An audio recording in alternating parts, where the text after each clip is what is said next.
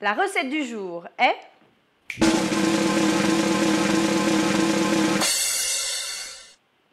les marbrés Warhol.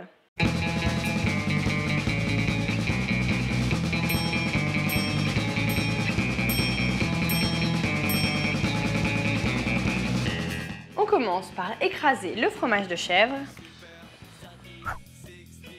avec du sel, du poivre et 2 cuillères à soupe d'huile d'olive. Une fois que le mélange est lisse, il est prêt, on va pouvoir s'attaquer aux betteraves. On s'occupe maintenant des betteraves. J'ai revêtu un gant, certes 10 fois trop grand pour moi, pour ne pas me colorer les doigts. Mais bon, après, si tu as envie de te colorer les doigts, on fait des tranches de environ 5 mm d'épaisseur. Bon, si elles font 7, personne ne vous en voudra. 4 non plus. Enfin, vous voyez ce que je veux dire. Pour monter les marbrés Warhol, 2 options. L'option très facile avec le ramequin et l'option Déco Plus avec le cercle à pâtisserie. On mouille préalablement le ramequin pour pouvoir le tapisser de film alimentaire facilement. Pour le cercle à pâtisserie, on va simplement déposer du film alimentaire sur une assiette. Maintenant, c'est très simple, on va alterner les couches de betterave et les couches de fromage frais. Choisissez bien la tranche de betterave que vous allez mettre au fond, car lorsque vous allez retourner le ramequin, c'est la tranche que vous verrez. On intercale couche de betterave et couche de fromage frais. On appuie bien entre les deux pour s'assurer de la bonne tenue du marbré.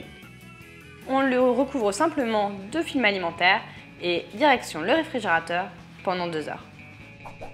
On mixe du basilic frais avec de l'huile d'olive pour faire la petite sauce. Autant les marbrés Warhol doivent être préparés à l'avance, autant la sauce doit être faite au dernier moment. Sinon, elle prendra une couleur beaucoup plus foncée. Ce sera dommage. C'est l'heure du triple saut périlleux arrière, autrement dit le démoulage. Pour celui qui est dans le ramequin, rien de plus facile. On ouvre le film plastique, on retourne sur l'assiette et grâce au film plastique qu'on va tirer un petit peu, elle se démoule toute seule.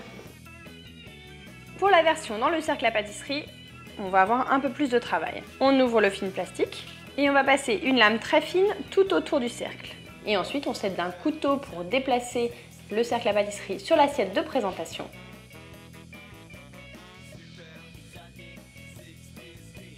Et on retire le cercle à pâtisserie en tenant légèrement le dessus du marbré Warhol pour éviter qu'il ne parte avec le cercle. Il ne reste plus qu'à ajouter la sauce verte tout autour, une feuille de basilic pour la déco et c'est prêt. Et si tu veux d'autres recettes, clique ici. Rendez-vous demain pour une nouvelle recette. Et si tu ne veux pas en rater une miette, abonne-toi.